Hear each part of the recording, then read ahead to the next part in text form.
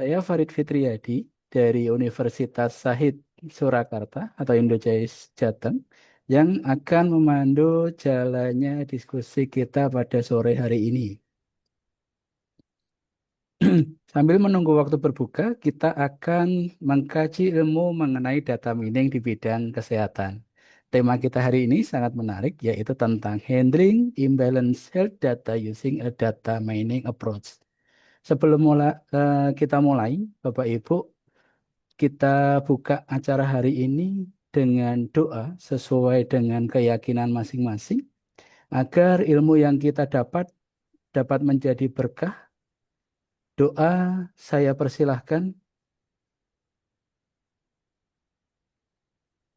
berdoa dicukupkan. Iya. Selanjutnya, mari kita simak sambutan sekaligus pembukaan acara secara resmi yang akan disampaikan oleh Ibu Dr. Hilna Wardana, Magister Computer Science selaku Ketua Indojais NTP. Kepada Ibu Dr. Hilna, waktu dan layar dipersilahkan. Baik, terima kasih Pak Farid Yo. dari Indojais Jawa Tengah selaku moderator atas waktunya. Assalamualaikum warahmatullahi wabarakatuh. Waalaikumsalam warahmatullahi wabarakatuh. Selamat sore Bapak Ibu semua dan adik-adik mahasiswa yang telah tergabung dalam Zoom webinar ngabuburit hari ini.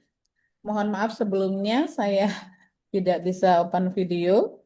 Semoga tidak mengurangi kelancaran dan berkahnya acara kita sore ini. Jadi sebelumnya saya ucapkan terima kasih yang sebesar-besarnya kepada Ketua Indocais Jawa Tengah, yaitu Ibu Dr. Tenia Wahyuningrum, atas kesempatan kolaborasi ini yang luar biasa. Saya melihat Indocais Jawa Tengah itu sangat aktif sekali dalam berkegiatan dan alhamdulillah bisa berkolaborasi dengan Indocais Jawa Tengah untuk kegiatan ngabuburit, sharing ilmu 1 jam waktu yang sangat berharga sambil menunggu berbuka puasa seperti yang disampaikan Bapak Moderator tadi. Harapan harapan kami tentunya melalui kolaborasi ini dan melalui sharing ini, Bapak Ibu serta adik-adik mahasiswa bisa menambah pengetahuan khususnya dari materi yang akan disampaikan oleh Bapak Dr. Hairani. Semoga ke depannya ilmu tersebut bisa bermanfaat untuk kita semua dan kolaborasi dari Indocais, Jawa Tengah, dan NTB untuk kegiatan-kegiatan selanjutnya bisa tetap dilaksanakan. Jadi demikian sambutan dari saya supaya tidak mengurangi waktu yang berharga bagi diskusi dan pembahasan dari narasumber kita. Selamat mengikuti webinar ngabuburit sambil menunggu buka puasa, kita sharing ilmu. Sekian, Assalamualaikum warahmatullahi wabarakatuh. Selamat sore. Waalaikumsalam warahmatullahi wabarakatuh. Terima kasih banyak Bu Dr. Hilna atas sambutan dan motivasinya. Untuk acara berikutnya memasuki pemaparan materi, telah hadir bersama kita narasumber yang sangat kompeten di bidangnya. Beliau adalah Dr. Hairani Eskom MAng. Salam hormat Bapak. Saya akan membacakan sedikit profil tentang beliau. Ini kalau dibacakan semua mungkin nanti sampai menjelang buka puasa ya, ada 11 lembar.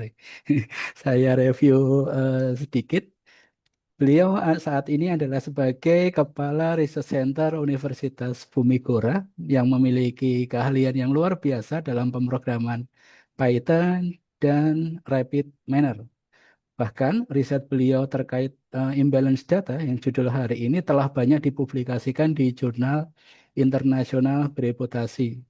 Artikel ilmiah beliau telah banyak terbit di jurnal Scopus baik H1 tentang Computer Material and Continue, kemudian ada jurnal Scopus H3 dan H4. Riset beliau mencakup berbagai kasus medis, mulai dari prediksi penyakit diabetes, stroke, gangguan pembelajaran pada anak. Hingga saat ini, beliau memiliki H-index 9 pada Scopus yang menunjukkan bahwa karya-karya Dr. Hairani ini banyak menjadi rujukan penting bagi peneliti lain di bidangnya. Selain itu, beliau juga sebagai reviewer di jurnal Alexandria, jurnal Q1, dan Helion juga jurnal Q1, serta beliau juga menjabat sebagai editor-in-chief pada beberapa jurnal nasional terakreditasi Sinta 2. Sore ini, Dr. Hairani akan membedah bagaimana cara mengatasi imbalance atau ketidakseimbangan data pada dataset kesehatan agar model prediksi menjadi lebih akurat dan adil. Kepada Pak Dr. Hairani, waktu dan layar kami persilahkan untuk 40 menit ke depan. Silakan Bapak. Baik, terima kasih. Assalamualaikum warahmatullahi wabarakatuh. Waalaikumsalam warahmatullahi Saya ucapkan berterima kasih kepada Bapak Farid, sebagai moderator, yang memberikan waktu untuk menjelaskan uh, hal-hal yang perlu kita diskusikan hari ini. Kemudian yang saya hormati kepada Ibu Dr. Helena Wardana selaku Ketua ICS Nusa Tenggara Barat, dan saya hormati juga kepada Ibu Tenia selaku Ketua ICS Cabang Jawa Tengah. Baik, sebelum kita buka puasa ya, kita tausiah sebentar dulu untuk membahas tentang handling kelas tigawan untuk mengikutinya kesehatan.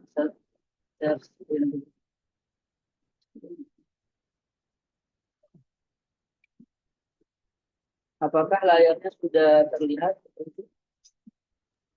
Sudah, Bapak. Baik. Nah, untuk hari ini temanya itu adalah tema dari disertasi yang telah saya lakukan dan saya coba untuk share. Siapa tahu nanti ada yang bisa berkolaborasi dengan saya baik dari mahasiswa S1, S2 maupun yang akan mau melanjutkan S3 yang mau tertarik di bidang data imbalance. Baik, tadi sudah mungkin saya perkenalkan sedikit ya. Di sini nama saya tadi sudah dijelaskan, Hairani. Mungkin kalau dilihat dari namanya kelihatan saya aslinya Jawa. Di sini S1 saya di UII di Jakarta, Teknik Informatika. Kemudian untuk S2 saya di Teknik Elektro di Universitas Gadjah Mada.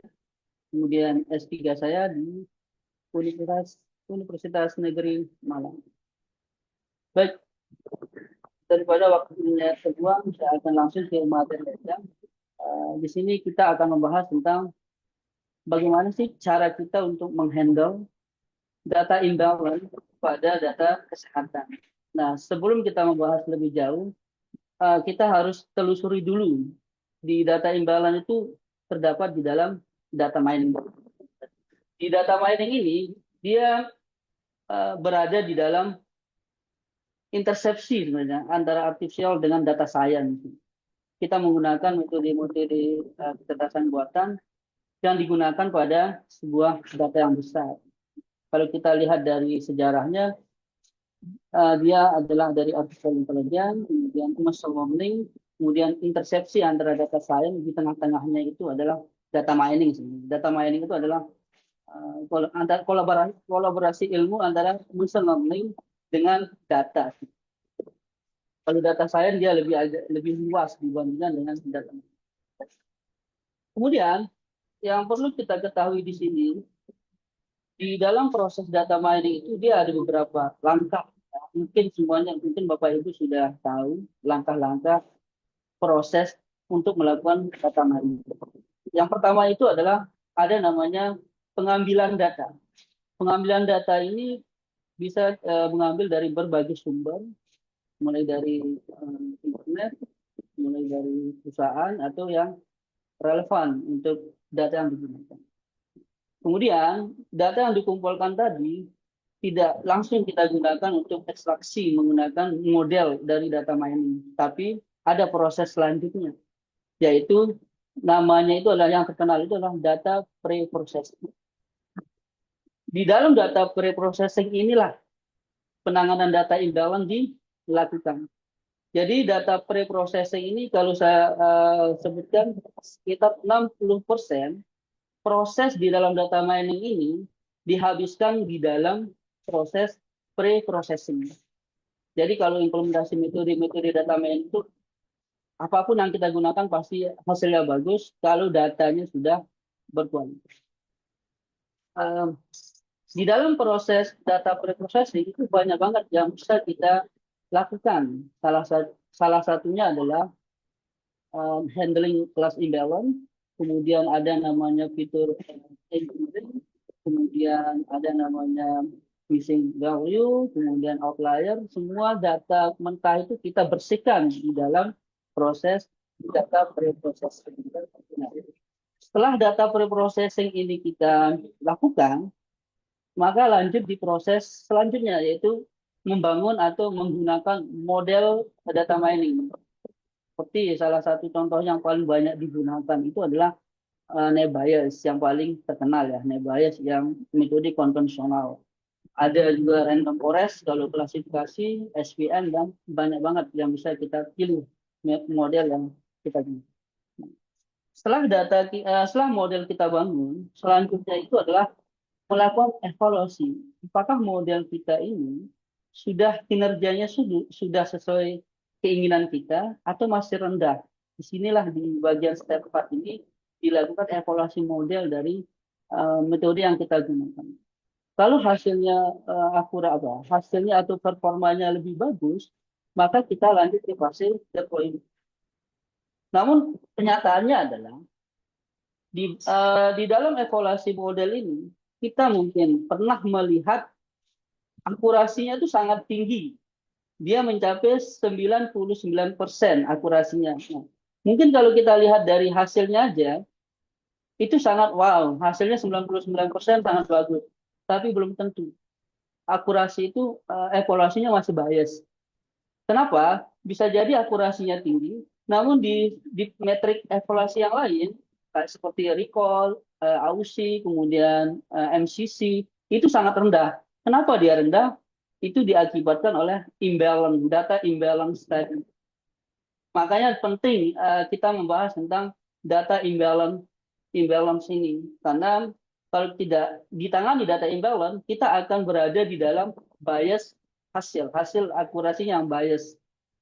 Sebelum kita mengembangkan ke dalam step kelima, yaitu pengembangan model tadi dalam bentuk dashboard, dalam bentuk aplikasi dan sejenisnya untuk mendukung pengambilan keputusan bagi si decision maker tadi.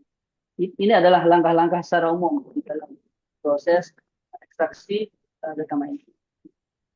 Nah, seperti yang saya sebutkan tadi, Bapak Ibu, di dalam data pre-processing ini adalah bagian yang sangat vital, yang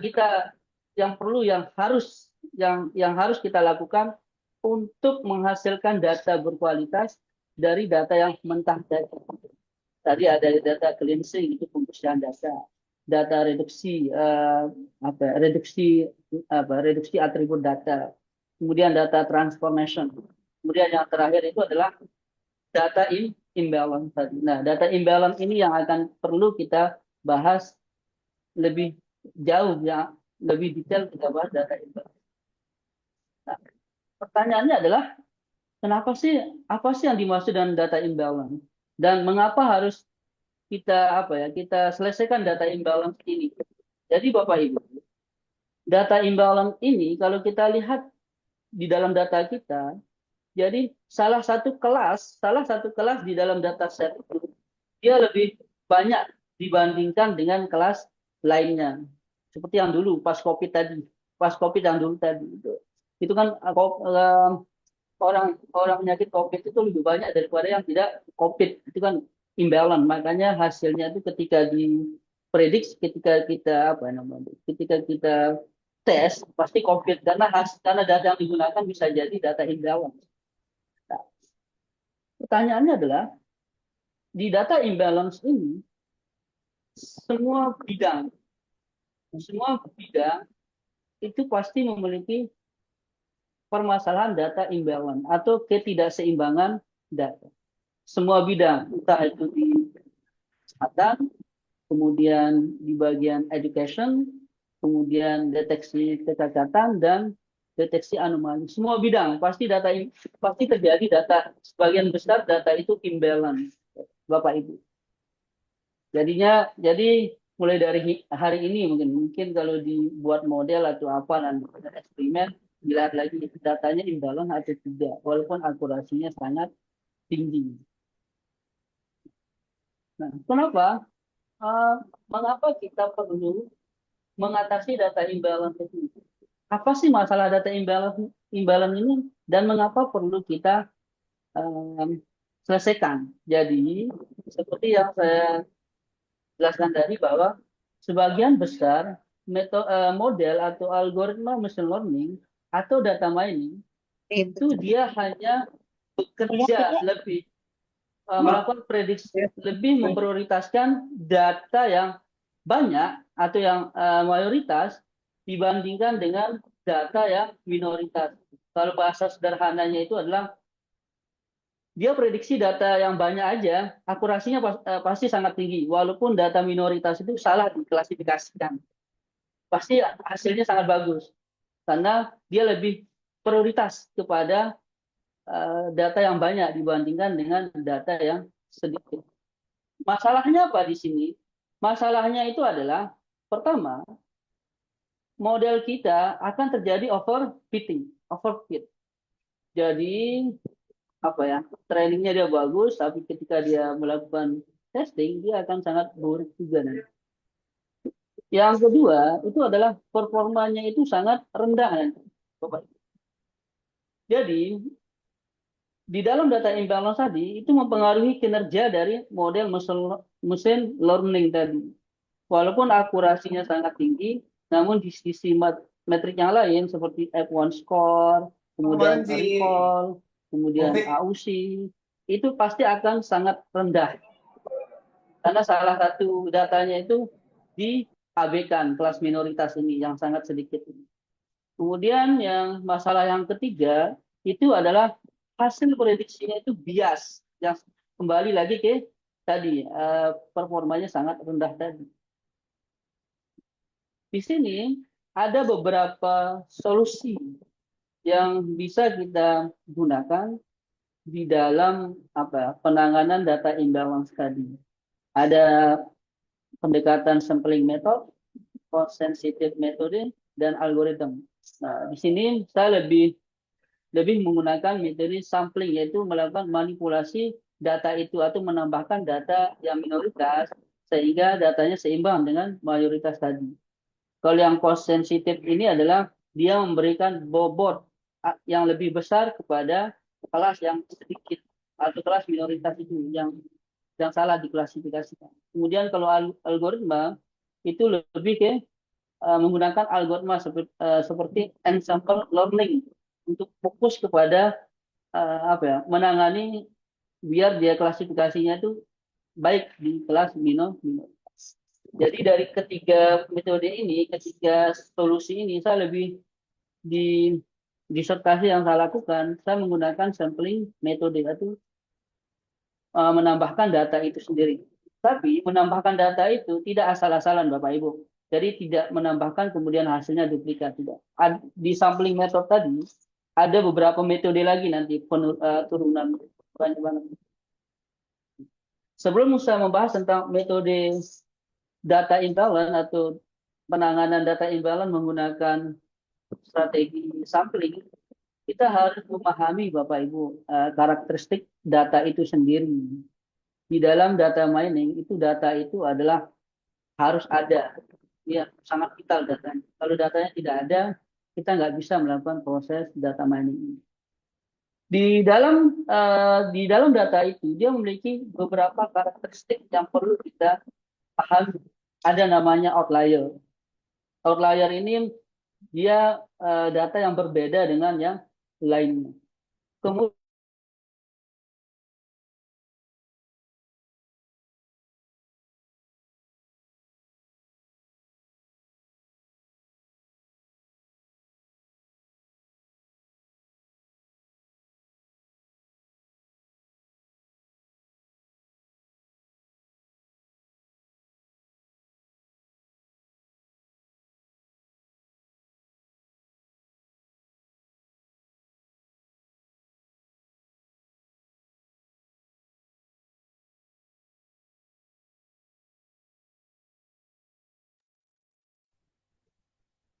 Halo, Pak Hairani.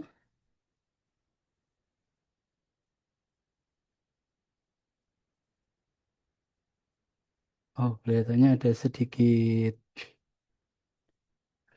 gangguan pada Pak Hairani.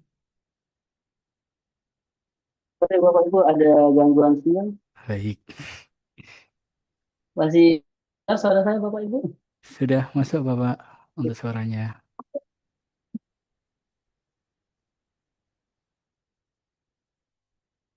Kita tadi ya di karakteristik data. Oke, di dalam dataset itu ada beberapa karakteristik data yang perlu kita ketahui. Ada outlier. Outlier ini data yang berbeda dengan dataset yang ada. Kemudian ada noise. Noise ini adalah data suatu data sedikit yang berada di dalam kelas majority. Kemudian ada overlap, overlapping. Suatu data yang dia bersifat noise juga, tapi berada di dalam batas keputusan. Bapak Ibu, yang overlapping ini dia noise juga, tapi areanya tuh di borderland atau di batas keputusan tadi. Kemudian ada juga namanya kelompok kecil. Kelompok kecil ini ada beberapa kelas minoritas. Kelompok kelas minoritas berada di dalam area kelas mayoritas beberapa. Jadi dia kelompok kecil ini perlu kita tanganin juga. Nah, kemudian di dalam metode sampling itu ada beberapa metode yang paling terkenal yang yang pernah kita mungkin pernah digunakan atau pernah didengar itu namanya adalah oversampling dan undersampling.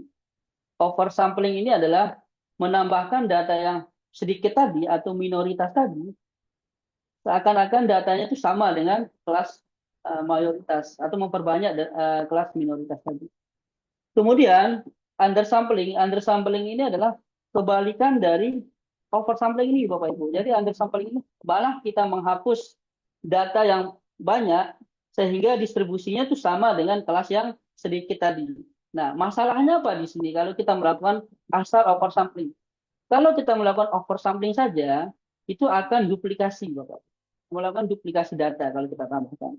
Kemudian kalau undersampling, kalau kita hapus, akan banyak data mayoritas itu yang terhapus malah memiliki informasi yang sangat relevan atau yang sangat bagus. Ya. Makanya di dalam oversampling atau undersampling ini ada beberapa metode yang perlu kita gunakan. Ada pengembangan metode lagi. Di oversampling, di sini ada yang paling, kalau random oversampling ini adalah menambahkan secara random. Jadi akibatnya itu adalah duplikasi data. Nah, yang paling terkenal itu adalah SMOTE, Bapak Ibu. Yang paling banyak digunakan untuk oversampling ini adalah SMOTE, yaitu Synthetic Minority Oversampling Technique. Kemudian ada lagi borderland SMOTE, itu pengembangan dari SMOTE, namun borderland SMOTE ini lebih mengarah ke area batas keputusan dilakukan SMOTE tadi. Ada SIM juga. Mungkin kita bahas yang satu aja, yang SMOTE aja. Jadi tadi bagaimana sih caranya kita melakukan oversampling tanpa melakukan data itu duplikat.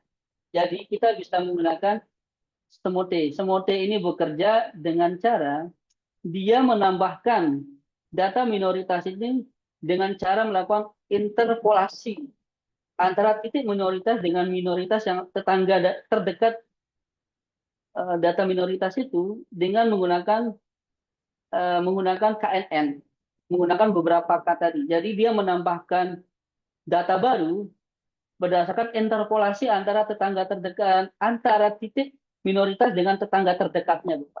Jadi di tengah-tengah ini akan melakukan titik poin data minoritas, akan dicari data terdekat minoritas yang lain itu yang mana diinterpolasi menggunakan metode KNN, kemudian di tengah-tengah itu akan menghasilkan data baru, sehingga datanya itu tidak duplikat. Nah, namun masalahnya di dalam SMOTE ini dia memiliki beberapa kelemahan. Kelemahan yang pertama itu adalah semakin banyak di semakin banyak di SMOTE akan banyak menghasilkan noise. Lagi-lagi noise ini akan mengganggu kinerja dari metode machine learning yang akan kita gunakan. Mungkin Bapak Ibu Aku pernah berpikir, saya sudah melakukan data imbang atau balancing data dengan Smoothie atau apa. Namun performanya kok malah turun atau malah lebih lebih jelek dibandingkan dengan tanpa oversampling. Tadi ada beberapa penyebabnya, Bapak Ibu. Yang pertama, mungkin data sebelumnya itu noise-nya sudah banyak.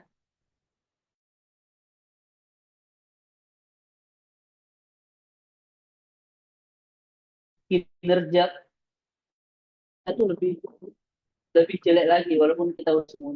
Ada noise-nya itu yang tadi karakteristik data tadi. Ini ada beberapa algoritma dari metode Smoothie tadi. Nah, kemudian ada namanya metode undersampling. Undersampling itu adalah kita menghapus kelas yang mayoritas atau yang kelas yang banyak tadi sehingga distribusinya sama dengan kelas minoritas tadi. Ada di sini beberapa metode yang bisa digunakan. Ada namanya random undersampling, kemudian ada namanya Tomac Link, kemudian ada namanya ENN, Edited Nearest Neighbor, kemudian ada juga undersampling based on clustering atau SUC, kemudian ada juga namanya evolution undersampling. Kita bahas yang metode Tomac Link. Tomac Link ini bekerja, dia menghapus Bapak, dia menghapus kelas majority yang berada pada batas keputusan. Jadi dia tidak asal-asalan menghapus mayoritas tadi, tapi mayoritas atau kelas yang banyak yang dihapus itu adalah yang berada pada area batas keputusan yang terjadi overlapping antara minoritas dengan mayoritas tadi. Mayoritas inilah yang dihapus dengan menggunakan metode Tomac Link sehingga data atau informasi yang terbuang itu tidak terlalu banyak dibandingkan dengan metode random undersampling. Jadi hanya majority yang berada pada area batas keputusan atau yang berada di overlapping antara data majority dengan mayoritas tadi, majority dengan minority. Sehingga akibatnya apa? Kalau kita menghapus data yang majority yang berada pada area batas keputusan, kita lihat di sini batas keputusannya lebih jelas ketika kita menghapus menggunakan Tomac Link. Batas keputusan antara kelas majority dengan minority dia agak lebih jelas apa ya? Batas bordernya itu sudah lebih jelas batas keputusan dari minority dengan majority. Kemudian metode yang sampai sekarang yang paling baik untuk digunakan untuk meningkatkan performa dari metode machine learning atau data mining itu sendiri ada namanya hybrid sampling. Hybrid sampling ini adalah kita melakukan pertama adalah oversampling data dulu. Kita menambahkan data dulu pakai melakukan oversampling. Ketika distribusi datanya seimbang, baru kita menghapus datanya dengan menggunakan data undersampling. Di sini ada beberapa metode hybrid yang bisa digunakan. Ada namanya Smooth Tomac Link, ada namanya Smooth ENN, itu Edited Nearest Neighbor, kemudian ada Smooth and Clustering Based Undersampling. Jadi yang paling terkenal itu adalah ada dua, Smooth Tomac Link dan Smooth ENN. Bagaimana sih cara kerja dari Smooth Tomac Link dengan Smooth ENN ini Bapak Ibu? Saya akan jelaskan. Di hybrid sampling menggunakan Smooth Tomac Link ini adalah pertama dia melakukan smoothie dulu Bapak Ibu. Menambahkan data yang mayoritas minority dulu menggunakan smoothie. Ketika datanya seimbang, baru dilihat lagi mana sih data overlapping tadi. Data-data yang overlapping yang berada di batas keputusan itu akan dihapus sehingga batas keputusannya lebih jelas seperti ini. Data yang di lingkaran ini adalah data yang overlapping yang berada di area batas keputusan. Ini yang akan dihapus sehingga batas keputusannya itu lebih jelas dan lebih bersih antara kelas minoritas dengan kelas majority. Sehingga model atau metode data mining atau machine learning yang kita gunakan pasti hasilnya lebih bagus, Bapak. Pasti meningkatnya lebih signifikan dibandingkan dengan tanpa hybrid. Nah, kemudian ada lagi metode yang paling rata-rata paling bagus dibandingkan dengan smooth tomatling. Ada namanya smooth INN, Bapak. Ada namanya smooth INN. Smooth INN itu adalah dia melakukan smoothie dulu. Setelah dilakukan smoothie, baru datanya dihapus menggunakan INN, di mana data yang noise itu dihapuskan yang berada pada kelas mayoritas. Di sini saya belum masukkan yang smooth INN tadi. Nah, mungkin selanjutnya saya akan jelaskan metode disertasi saya. Kebetulan metode usulan disertasi saya ini adalah lebih mengarah ke penanganan imbalance, itu pengembangan dari smoothie. Ini metode yang saya usulkan itu namanya itu adalah NR clustering smoothie. NR ini adalah noise reduction, kemudian clustering ini adalah pengelompokan menggunakan Kamiens, baru dilakukan smoothie. Smoothie ini dilakukan di dalam masing-masing kelompok dan di dalam Kamiens itu sendiri dengan jarak dimodifikasi. Nah, di sini ada mungkin di sini ada langkah-langkah dari model yang saya usulkan tadi. Jadi model yang saya usulkan di disertasi saya itu adalah sebelum saya melakukan oversampling dengan smoothie, kita melihat dulu datanya ini adalah dia ada noise atau tidak. Caranya adalah saya menggunakan noise reduction. Noise reduction ini adalah dia mencari mana sih data-data yang minority, yang bagian dari noise, atau artinya adalah saya akan mencari data minoritas sebagai noise yang berada pada area kelas mayoritas tadi menggunakan metode KNN. Jadi 3 tetangga terdekat. Jadi saya akan mencari noise ini adalah ketika tetangga terdekatnya itu lebih banyak kelas majority dibandingkan dengan kelas minoritas tadi. Kalau sehingga data noise ini akan dihapus. Saya hapus dulu data noise kelas minoritas ini, baru akan saya gunakan clustering smoothie. Jadi baru saya akan melakukan pengelompokan data dulu. Mengelompokin beberapa cluster, kemudian tiap-tiap cluster tadi akan dilakukan smoothie dengan jarak Manhattan, Bapak. Hasilnya lebih bagus dibandingkan dengan smoothie aja, dibandingkan dengan hybrid smooth tomatling dan smooth INN.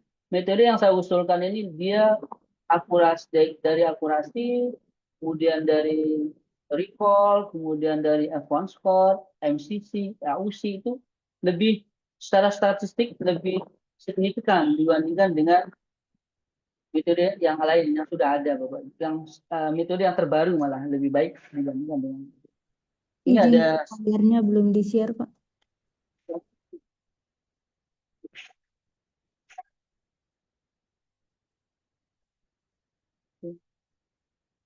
Sudah terlihat? Sudah, Bapak. Dari tadi aman.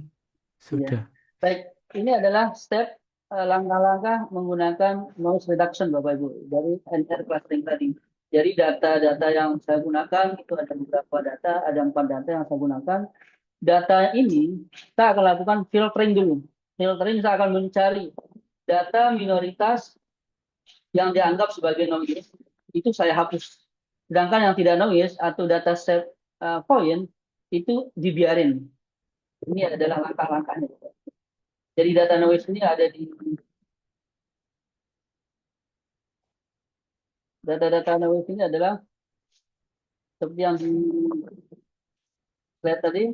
Yang data noise ini adalah data yang minority yang berada pada area kelas mayoritas. Ini dihapus menggunakan metode KNN tadi. Nah, setelah datanya dihapus, baru dilakukan pengelompokan. Jadi kita kelompokin datanya itu menggunakan metode Cummins. Jadi metode Cummins kita cluster dulu menjadi beberapa cluster, sehingga tiap-tiap cluster tadi baru menggunakan smoothing, tapi smoothingnya itu adalah menggunakan jarak Manhattan, bukan jarak Euclidean lagi, tapi jarak Manhattan. Kenapa jarak Manhattan ini digunakan dibandingkan dengan jarak Euclidean?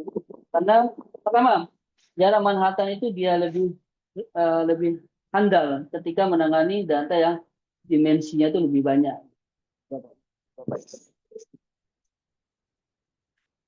Mungkin itu aja yang bisa saya sharing untuk hari ini. Baik. Terima kasih Pak Haira nih. Luar biasa materi dari Pak Haira ini ternyata tentang penanganan data yang tidak seimbang atau yang sangat imbalance ya. Tadi sudah lengkap dari mulai proses data mining, kemudian solution to imbalance, oversampling, dan noise reduction-nya. Silahkan untuk Bapak Ibu kami undang dan rekan-rekan mahasiswa semuanya untuk bertanya, bisa raise hand atau open mic.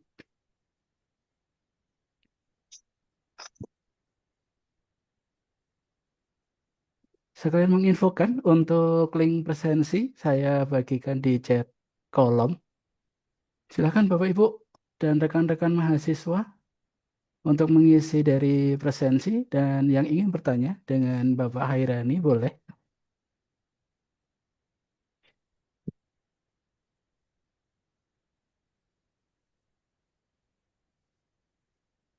Nah, pada terpukau ini Pak dengan materinya. Izin Pak Hairani, mungkin satu pertanyaan dulu dari moderator. Nih, tadi banyak sekali dibahas tentang Smote ya Pak, tentang NR clustering Smote. Bagi pemula seperti saya ini, kapan sih Pak sebaiknya kita menggunakan oversampling yang Smote jika dibandingkan dengan under samplingnya Pak, terutama dengan data-data yang masih bersifat sangat kecil Pak. Baik, Bapak Ibu, mungkin ini pengalaman saya aja Bapak Ibu. Pengalaman saya itu mungkin berbasis trial and error sebetulnya. Namun dari berbasis trial and error baru terlihat kapan kita menggunakan smoothing, kapan menggunakan undersampling tadi. Nah, jadi ketika kita menggunakan smoothing, kita harus melihat ini dulu, melihat datanya dulu. Kalau datanya terlalu banyak noise, itu data apa ya? Data minoritinya terlalu banyak noise, akan riskan menggunakan smoothie tadi. Dia akan malah lebih menurunkan kinerja itu lagi, bukan meningkatkan kinerja. Jadi kita harus melihat karakteristik data itu sendiri. Itu yang pertama, kita harus melihat karakteristik data itu sendiri. Kalau noise-nya banyak, jangan menggunakan smoothie. Jadi dia akan menambahkan smoothie lagi. Mungkin lebih nyaman kita menggunakan undersampling. Kalau dia banyak ini noise-nya kan kita hapus noise itu. Bisa ya. Kalau kita smoothie, malah dia akan menghasilkan noise baru lagi. Jadi itu yang pertama. Strategi yang kedua itu adalah mungkin kita lihat dari sekilas distribusi datanya itu. Kalau datanya sangat, misal minoritinya sangat sedikit, kemudian majoritinya itu sangat banyak, misal 100 dibandingkan 100.000. Jadi kalau kita menggunakan oversampling itu agak riskan juga, karena banyak data yang digunakan. Artinya kalau bisa menggunakan smoothie itu adalah ketika datanya itu tidak terlalu jomplang, mungkin 1:2 atau satu berbanding rasio imbalance-nya itu Bapak Ibu. Kita lihat ada namanya rasio imbalance.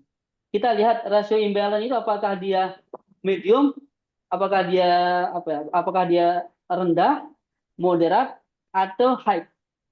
Kalau dia data imbalance, rasio imbalance-nya masih di bawah 5% atau rasio imbalance-nya 5, itu bisa kita gunakan over sampling Bapak Ibu. Ada namanya rasio imbalance. Rasio imbalance itu adalah bisa kita rumusnya itu adalah kelas majority dibagi kelas minority, atau lupa saya, antara minority dibagi majority, antara itu. Jika rasio imbalance-nya di bawah 5, itu masih relevan kita menggunakan over sampling. Tapi lagi-lagi kita harus melihat noise yang tadi. Itu salah.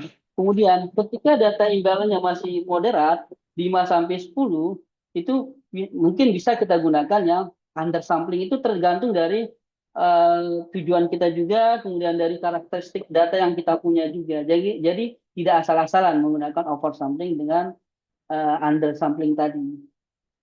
Itu kita melihat rasio imbalance dan tingkat noise-nya, Pak. Itu aja, Pak Farid. Siap. Terima kasih Bapak. Yang mendahului malah moderatornya ini untuk tanya. Silakan buat Bapak Ibu dan teman-teman mahasiswa semua jika ada pertanyaan bisa raise hand atau mungkin diketik di kolom chat.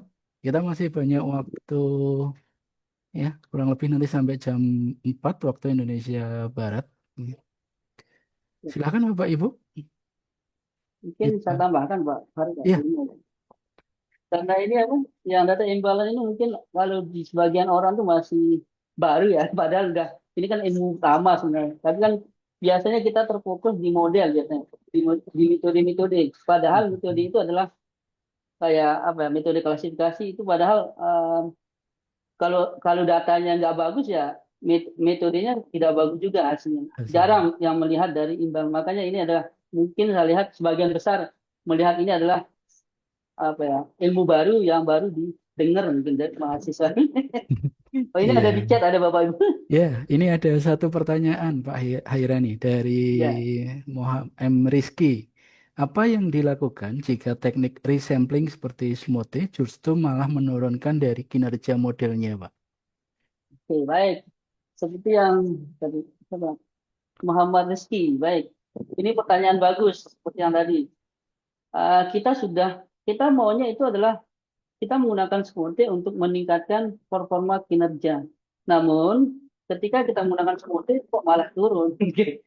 Jadi yang pertama bisa jadi noise-nya banyak, data sebelumnya itu data originalnya banyak noise-nya. Ketika kita menggunakan smoothie malah noise-nya lebih tambah banyak lagi sehingga hasil prediksinya itu menurun. Itu. Nah, pertanyaannya adalah apa yang kita gunakan kalau dia justru smoothie ini menurun? Baik. Jadi bisa mengganti metode ini, metode oversampling. Tidak hanya menggunakan smoothie, mungkin bisa menggunakan borderland smoothie. Borderland smoothie, kemudian bisa menggunakan model yang saya usulkan itu salah satu cara untuk meningkatkan kinerja dari kalau data sebelumnya itu banyak noise. Itu yang pertama. Yang kedua bisa menggunakan hybrid. Kalau smoothie itu lebih apa ya, lebih hasilnya lebih turun. Lebih baik kita menggunakan hybrid. Jadi tengah-tengah dia melakukan oversampling baru menghapus data noise-nya itu malah lebih baik menggunakan dibandingkan dengan oversampling, Bapak. Tapi secara rata-rata itu adalah hybrid itu lebih bagus dibandingkan dengan oversampling saja atau undersampling saja berdasarkan dari eksperimen yang saya gunakan. Itu kenapa smoothie itu justru menurunkan kinerja model karena data sebelumnya itu banyak noise, ketika dismoothie dia akan menghasilkan noise baru. Itu Bapak Ibu, sehingga model itu agak bias melakukan klasifikasi sehingga kinerja itu menurun. Noise, kata kuncinya di noise dan overlapping.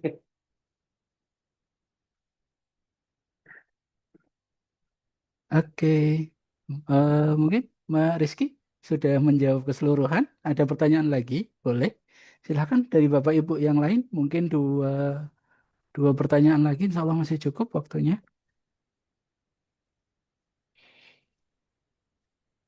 Silakan.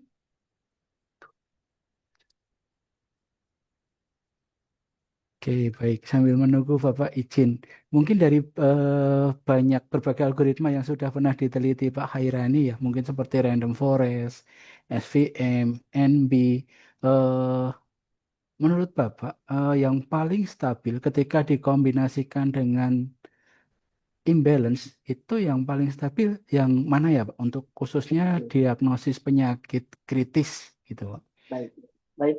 Pertanyaan yang bagus. Jadi, oh ya baru saya ingat. Jadi, walaupun kita menggunakan penanganan data imbalance, menggunakan berbagai misal smoothie atau yang lain, Kemudian strateginya juga adalah memilih algoritma yang tepat.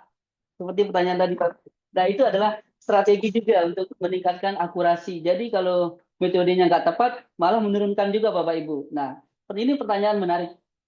Dari eksperimen yang saya gunakan, kebanyakan untuk meningkatkan akurasi atau performa model ketika datanya balancing, metode itu juga ada yang menurun, kemudian ada yang meningkat. Jadi strategi dalam memilih model machine learning itu adalah cukup sangat vital untuk kita memilih. Nah, pertanyaannya adalah dari yang 3 metode tadi, dari net bias, SPM, dan random forest. Nah, dari yang ketiga ini adalah yang paling powerful sebenarnya itu adalah ada 2, SPM dan random forest. Ini secara rata-rata. Namun yang paling bagus antara SPM dengan random forest itu adalah jauh lagi-lagi adalah random forest. Kenapa? Kenapa random forest ini lebih baik dibandingkan dengan secara rata-rata ya, tapi sebagian besar yang saya alami, karena di dalam random forest ini dia ada metode konsep ensemble learning, ada namanya konsep bagging di dalamnya itu, sehingga dia tahan overfit, kemudian dia juga tahan dengan data imbalance, itu bisa. Itu salah satu kenapa random forest ini lebih baik dibandingkan dengan beberapa algoritma yang ada. Biasanya kalau eksperimen itu rata-rata saya gunakan semua algoritma, tapi yang paling bagus ya tetap ada 2 sebenarnya, SPM sama NetBias. Tapi SPM dan random forest. Tapi yang paling bagus lagi itu adalah random forest. itu itu SPM juga bagus karena dia menggunakan, tapi kalau SPM itu dia bagus ketika melakukan fine tuning parameter, yaitu berbasis kernelnya itu. Jadi kernelnya kita rubah, kemudian C-nya kita rubah untuk melihat batas keputusan antara support dengan batas keputusan tadi. Itu kalau SPM itu butuh tuning parameter kalau saya lihat. Tapi kalau random forest itu udah defaultnya sudah bagus karena dia ada konsep ensemble learning atau bagging. Itu Pak. Terima kasih Bapak untuk jawabannya. Ada yang raise hand tadi oh, Pak Khairan Marjuki. Silahkan Bapak bisa langsung open mic. Baik, terima kasih. Suara saya terdengar ya, Pak ya? Jelas Bapak. Ya, terima kasih sebelumnya kepada moderator dan narasumber, yaitu Pak Khairani. Sebenarnya nama saya beda satu kalimat dengan namanya narasumber, yaitu Pak Khairani. Kalau saya Khairan Marzuki, tapi bagus juga kalau digabungkan Khairani Marzuki, cocok juga. Semoga saya juga bisa mengikuti jejak beliau seperti narasumber kita ini. Nah, tadi saya senang sekali di akhir-akhir penjelasan Pak narasumber Pak Dr. Herani mengenai sebenarnya ini isu yang bukan lama, bukan baru tapi udah lama. Nah, tergantung pada datanya. Nah, yang saya mau tanyakan Pak Dr. Herani mengenai data dan jumlah data yang cocok untuk menggunakan smooth atau undersampling itu yang jumlah datanya seperti apa Pak? Apakah di bawah 1.000 atau di atas 1.000 supaya nanti kinerja algoritma yang kita gunakan itu sesuai dengan harapan yang kita mau. Itu aja pertanyaan saya Pak mengenai jumlah data yang akan kita pakai dan algoritma yang akan kita gunakan. Sekian, Assalamualaikum warahmatullahi wabarakatuh. Waalaikumsalam. Baik. Pak Farid, salah menjawab atau? Bapak bisa langsung aja. Baik. Terima kasih Pak Heran Marzuki. Tinggal ditambahkan i aja ya, Heran Marzuki. Baik. Tadi masalah jumlah data ini saya masih belum mendapatkan artikel yang membahas tentang berapa sih jumlah data yang perlu kita semuti. Belum ada jumlah datanya, tapi kita melihat dari tadi saya sudah mengatakan kita lebih melihat karakteristik data itu sendiri, Pak Uki. Jadi kita pahami dulu karakteristik data kita. Kalau datanya banyak noise, ya jangan di oversampling. Mending lebih baik di hybrid atau di undersampling. Nah, Dan yang kedua itu ada yang tadi, kalau datanya itu kalau jumlah distriop ya, apa namanya, kalau rasio imbalance-nya itu, kalau udah itu ada dibagi rasio imbalance, mungkin kita lebih menyebutnya rasio imbalance saja daripada jumlah data.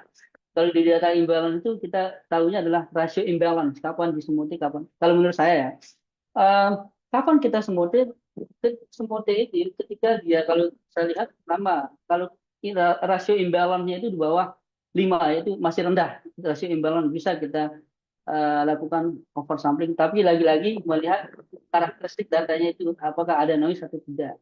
Nah, kalau dia moderat dan risiko atau high imbalance, tentu semua ini agak riskan. Karena pasti kalau dia rasio imbalance-nya itu adalah di atas 5 atau di atas 10, pasti noise-nya sudah sangat banyak. Sehingga kita mungkin butuh namanya hybrid sampling.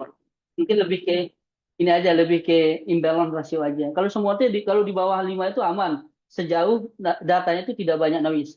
Tapi kalau dia udah di atas 10, rasio imbalance-nya di atas 10, secara logika noise-nya pasti sangat banyak karena ada jumlah datanya itu antara minority dengan majority itu sangat jomplang kalau di atas rasio imbalance-nya di atas 10. Itu saya alami. Kenapa? Di disertasi saya itu saya menggunakan beberapa rasio imbalance. Imbalance-nya di bawah 5, moderat 5 sampai 10 dan di atas 10 atau 20. Ternyata di atas 20 itu metode saya tidak lebih buruk karena data apa ya? Karena tidak di semua ini dia akan buruk karena apa? Karena noise-nya itu sangat banyak. Jadi lebih ke rasio imbalance gitu ya. Mungkin kalau dia rendah semuanya aja, tapi kalau di atas yang tinggi pakai hybrid saran saya. Tapi kalau paling bagus pakai metode yang saya usulkan, pasti hasilnya lebih bagus. Yes. Oke, itu Baik, Pak Uki jawaban saya. terima kasih Pak Khairan dan Pak Khairani ya. Namanya hampir mirip. Lanjut, ada satu pertanyaan lagi. Oh, sorry, yang Raisen ada Bu Fitriani, silahkan. Terima kasih Pak. Assalamualaikum warahmatullahi wabarakatuh. Waalaikumsalam. Waalaikumsalam. Jadi begini Pak, izin bertanya. Kebetulan tesis saya dulu tentang data mining juga. Nah, itu analisis sentimen dulu Pak.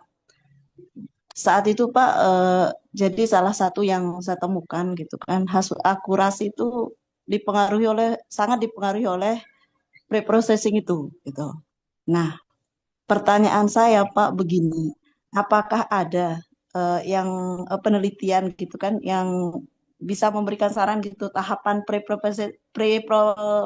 pre-processing gitu yang eh, bagus gitu dalam sebuah data mining gitu, apakah ada gitu, artinya supaya akurasinya bagus nih tahapan yang harus dilalui di pre-processingnya gitu Pak, karena itu kan kayak nggak ada ketentuan gitu tahapan-tahapan yang harus di ini yang di bagian pre-processingnya gitu. Kita kayak nyoba Baik. gitu. Oh gitu. Nah, kalau ngelewat ini hasilnya kecil gitu. Kalau akurasinya kecil gitu. Kalau ini ternyata naik gitu. Seperti itu Pak. Terima kasih. Ya, baik. Assalamualaikum Baik. warahmatullahi wabarakatuh. Salam.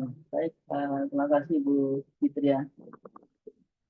Kalau ditanyakan ada nggak processing yang mutlak? Kalau jawaban saya adalah tidak ada yang processing yang sama dengan yang lain karena itu dipengaruhi oleh lagi-lagi adalah karakteristik data itu. Namun yang bisa kita lakukan berbasis berbasis pengalaman Bapak Ibu. Caranya adalah kita melakukan memahami data kita dulu kan. Pertama itu adalah kita melakukan pre-processing itu ini dulu. Kita harus goal kita tuh apa dulu Bapak Ibu. Jadi kita harus set goal tujuan kita itu apa. Jadi tidak gini. Jadi pre-processing itu tidak semua teknik itu kita gunakan. Misal outlier kita hapus, misal kita hapus. Anggaplah contoh data imbalance kita gunakan, reduksi fitur kita gunakan. Tidak. Jadi kita harus melihat data kita data kita itu kita lihat dulu, kita pahami dulu data kita dengan cara melakukan ini exploring EDAS ya namanya. Kita melakukan data eksplorasi dulu. Kita lihat di sini kelemahan data saya itu apa dulu. Gitu. ada nggak missing value-nya gitu. Contoh, ada nggak missing value-nya? Kalau missing value-nya di bawah 5%, secara rata-rata itu bisa dihapus Bapak. Ini secara ini ya, referensi. Tapi kalau udah di atas 5%, itu bisa ditanganin dengan imputasi. Contoh, kita juga gitu banyak. Saya juga pengalaman saya tuh berbasis trial and error, melihat dari em, tingkat apa ya, tingkat data itu sendiri. Kadang ada datanya missing value dan data imbalance itu saya tangani. Jadi nggak saya tangani yang lain kayak tergantung karakteristik data aja, Bu. Pertama kalau datanya missing value dan imbalance ya sudah, berarti kita tangani yang missing value dan imbalance. Tapi kalau datanya itu banyak fitur dan imbalance, berarti harus kita dua-duanya kita eksekusi. Misal kita reduksi fitur dulu, setelah reduksi fitur baru kita melakukan data imbalance. Tergantung kebutuhan. Ya, jadi yang paling objektif itu adalah tergantung kebutuhan Bapak Ibu. Karena pre-processing data satu dengan data yang lain itu akan berbeda melihat dari karakteristik data itu sendiri. Mungkin jawaban saya itu Bu Fitriani. Jadi kita lihat dulu data kita seperti apa, kemudian apa masalah di data itu yang perlu kita tanganin. Jadi kalau secara mutlak sama semua nggak ada. Jadi tergantung data. Itu jawaban saya Bu Fitriani. Terima kasih, Pak. Baik, terima kasih Bu Fitriani. Izin Pak Hairani, ada satu pertanyaan lagi Ya, di chat dari Pak Ali Mahatma. Saya pernah menggunakan Smoothie dalam menangani data imbalance, studi kasus data stunting. Pada beberapa algoritma seperti XGBoost, NB, Random Forest mengalami kenaikan akurasi yang signifikan. Namun di SVM dan KNN tidak mengalami kenaikan akurasi, bahkan mengalami penurunan akurasi. Apa faktor yang mempengaruhi sehingga tidak semua metode klasifikasi tidak memiliki pengaruh terhadap kenaikan akurasi pada saat menggunakan Smoothie? baik. Ini pertanyaan bagus menurut saya. Saya juga mengalami hal yang sama Bapak Ibu sebelumnya. Jadi ini berbasis pengalaman aja. Jadi kita harus ini Bapak Ibu, strategi dalam memilih metode klasifikasi, kita harus paham dulu konsep dari metode algoritma itu sendiri. Jadi SVM dia kan bersifat apa ya, bersifat margin gitu, margin. Jadi kalau ada noise itu dia dipengaruhi juga. Nah, salah satunya adalah gini, mengapa SVM dan KNN ini tidak mengalami kenaikan? Pengalaman saya ya, Bapak Ibu. SVM itu biasanya kita harus melakukan tuning parameter Bapak Ibu. Bisa jadi dia udah nggak ada noise, bisa jadi datanya sudah bersih. Tapi kita menggunakan datanya itu tidak apa, datanya itu bersifat non linear, tapi kita menggunakan kernel yang linear. Misal Bapak Ibu, itu akan menurunkan juga. Nah, kadang juga data kita sudah bagus, tapi dia bersifat linear, namun kita menggunakan kernel yang non linear. Itu juga mempengaruhi. Jadi kita lihat memang sebagian besar SPM itu kita harus tuning parameter Bapak Ibu sama KNN. KNN ini kalau saya lihat lebih ke ini, melihatnya lebih ke tuning parameter. Jadi apakah K-nya itu sudah optimal, kemudian jaraknya perlu kita menggunakan apakah jarak Euclidean atau jarak Manhattan yang tepat kita gunakan. Jadi gini, kita yang SPM sudah tadi. Kalau SPM itu berbasis tuning parameter, kita lihat datanya apakah linear atau non linear walaupun datanya sudah seimbang. Kalau linear berarti kita pakai kernel linear, kemudian C-nya juga kita lihat jumlah marginnya itu seberapa. Kemudian kalau dia datanya non linear bisa pakai RGF. Tapi kalau yang KNN ini saran saya aja, mungkin bisa dilakukan tuning parameter juga Bapak Ibu yang KNN ini. Misal jumlah K yang optimal itu berapa digunakan, kemudian jaraknya bisa jadi jaraknya itu jarak Euclidean tidak tepat digunakan pada data itu.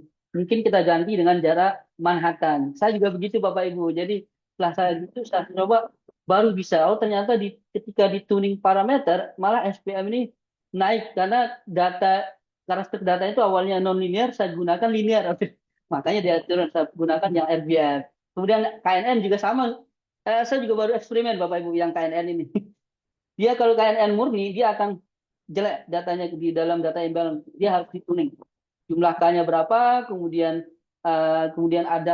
adaptif menggunakan jaraknya itu baru dia bisa melakukan meningkat. Jadi gitu. Jadi perlu dilakukan tuning parameter di beberapa algoritma. Saya SPM juga ya, KNN juga. Di net bias itu rata-rata dia jelek sih.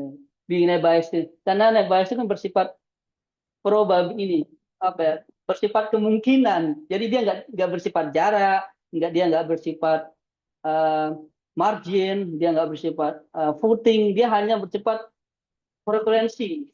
Jadi kita di net bias agak susah kita menjelaskan karena dia bersifat kemungkinan-kemungkinan berbasis kemungkinan. Jadi jawabannya nanti kemungkinan kalau net bias. Itu Bapak Ibu ya. Jadi perlu dituning parameter kalau di default metode itu kayak SPM kayak KNN itu.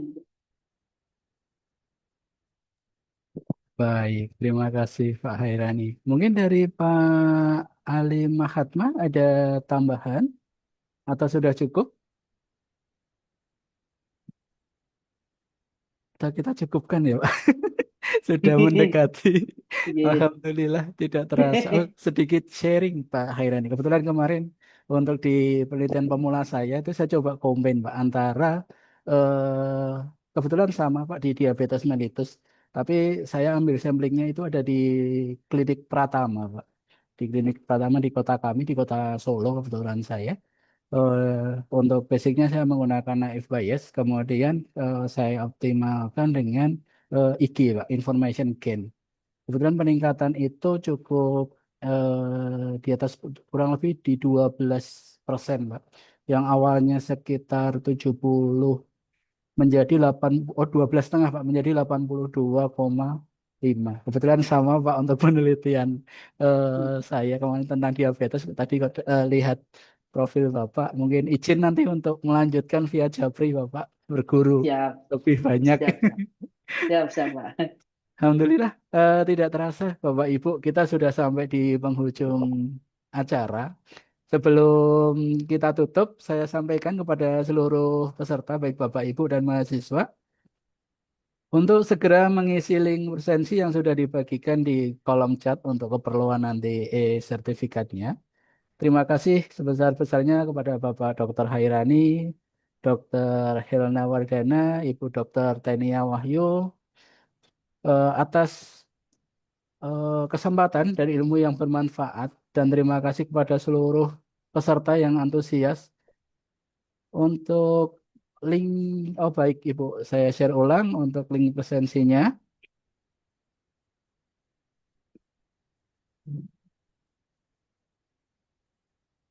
Ya, saya Farid Fitriadi, Bapak Ibu mohon pamit undur diri. Selamat menantikan waktu berbuka puasa. Wassalamualaikum warahmatullahi wabarakatuh. Waalaikumsalam. Waalaikumsalam warahmatullahi Waalaikumsalam warahmatullahi wabarakatuh. Terima kasih Pak wabarakatuh. Farid. Terima Terima kasih. Terima kasih Pak kasih. Farid. Terima kasih Bu Tenia. Terima kasih Bu Tenia, Terima Bu kasih Hilna, Pak Hairani. Pak Terima kasih Hairani. sharingnya.